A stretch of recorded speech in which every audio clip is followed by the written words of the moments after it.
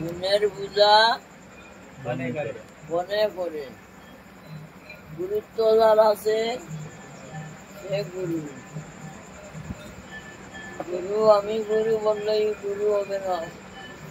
আমি গুরু আমি গুরু, যার গুরুত্ব আছে সে গুরু।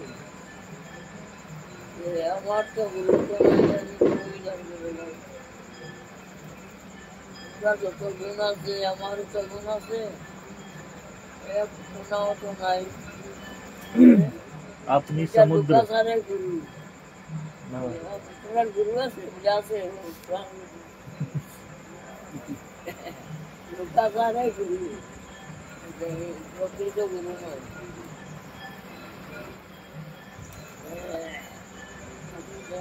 করতে পারবো তখন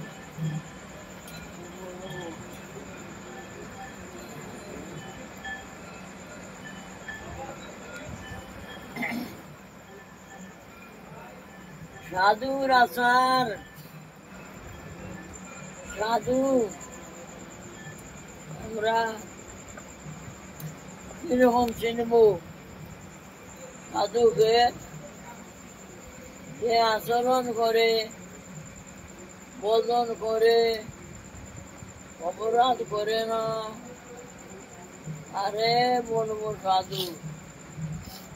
সাধুকে চিনতে গেলে, গুরুকে চিনতে গেলে গুরুর সঙ্গে থাকতে লাগে। সাধুকে চিনতে গেলে সাধুর সঙ্গ করতে হয়। বোঝা যাবে সাধু কিনা। এই সাধু যদি পরচর্চা করে, এই সাধু সঙ্গ করবে না। নিরপরাধ হবে, নিন্দাহীন, নিন্দা করবে না, তো বদনশীল হবে, নাম করবে, সাধুর আচার গ্রহণ করবে। আর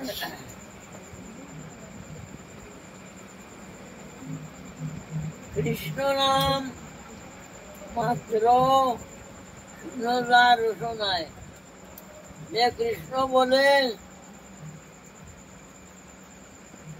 মনে মনে আদর করবে।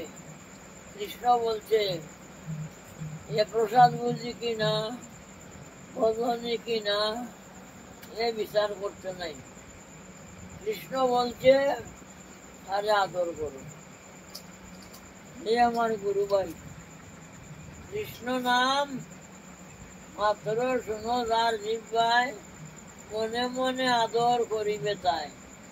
আরে তাই মনে মনে আদর করিব, ওই গুণটা ভালো আছে। কৃষ্ণ নাম বললো, কৃষ্ণ নাম যে বলে এই ভালো মানুষ।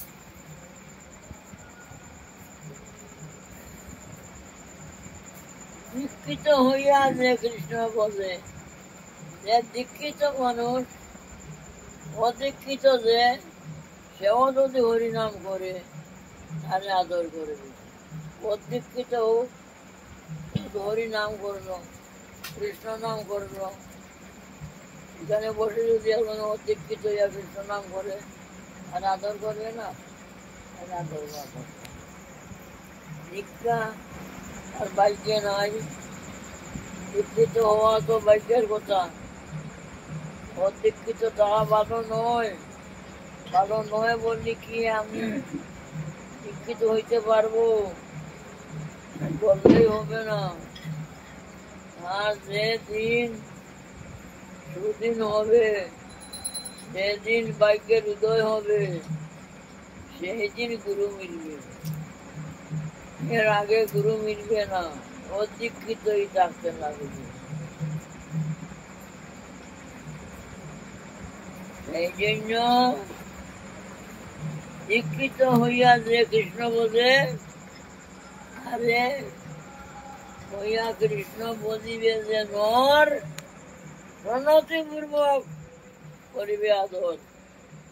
আর দীক্ষিত যে ব্যক্তি আছে, মালা তিলক করে, হরিনাম করে, ভজন করে, দীক্ষিত তারে সমাদর করবে, দণ্ডবোধ করবে, সমাদর মানে ভালোভাবে আদর করবে।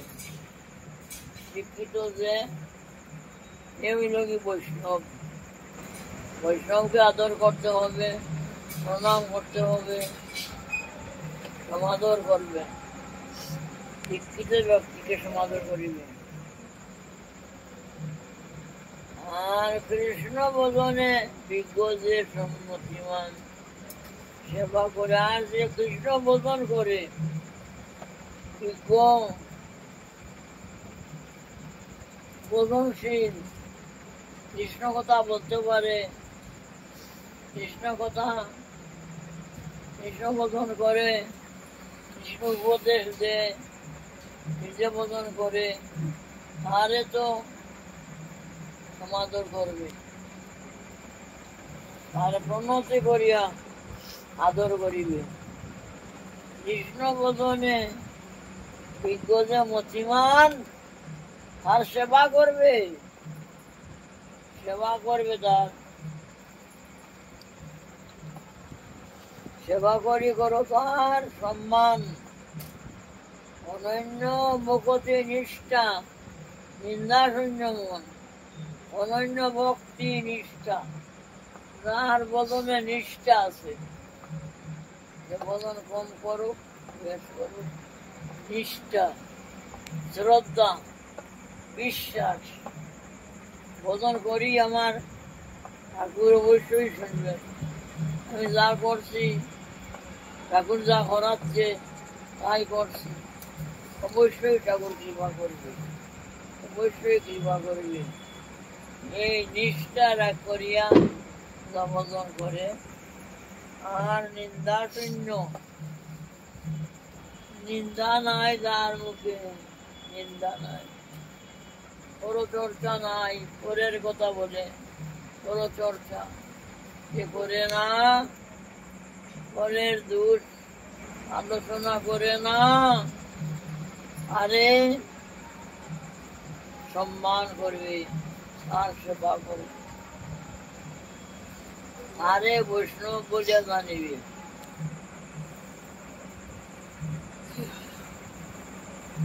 এমন সাধু সঙ্গ, অনন্য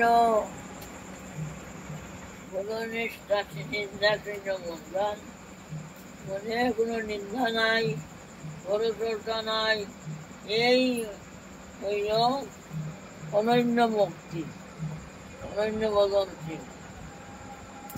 স্বভাব শরীর দোষ দেখি ভক্তগণের, ভক্ত আবার শরীর হয়তো পাকা, হয়তো শরীরে দোষ আছে, এই সমস্ত দেখলেও বৈষ্ণবকে নিন্দা করবে না। বৈষ্ণবের যদি একটু হাতটা বেঁকা থাকে, শরীরের কোনো দোষ থাকে, তবু তারে নিন্দা করবে না। কৃষ্ণ রক্ষিত তাকে সাধারণ বৈষ্ণব মনে করবে না। বৈষ্ণব অথচ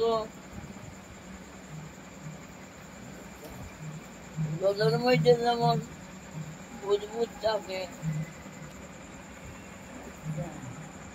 অবিদ্যা বিদ্যেতে তপ্ত রচনা যাহার, কৃষ্ণ নাম চরিতার্থী মিশ্রিতে তার। অবিদ্যা মানে কি? বিদ্যা নয়, ভক্তি নয়, অবিদ্যা। যার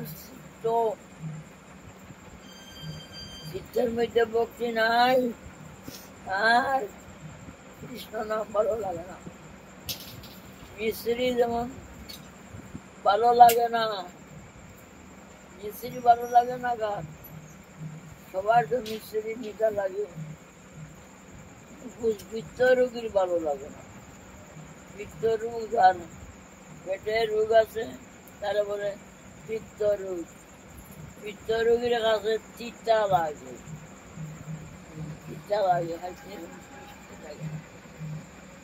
এইরকম যারা বহির্মুখ, অবিদ্যা অবিদ্যাবর্ত, মূর্খ, বহির্মুখ, তাদের কাছে কৃষ্ণ নাম মিঠা লাগে না। অবিদ্যা মানে পাপে, যার ভিতরে পাপ আছে এ হরিনাম নিতে পারবে না, উচ্চারণ হয় না। হরে কৃষ্ণ কৃষ্ণ কৃষ্ণ হরে হরে, হরে রাম রাম রাম হরে হরে, মুখে উচ্চারণ হবে না। এমনও লোক আছে এই হরিনাম মুখে উচ্চারণ হয় না। এর কারণ কি? বহু জন্মের পাপ, বহু জন্মের পাপ থাকে, তো মুখে হরিনাম আসে না, হরিনাম উচ্চারণ হয় না, বারে বারে বললেও বলতে পারে না।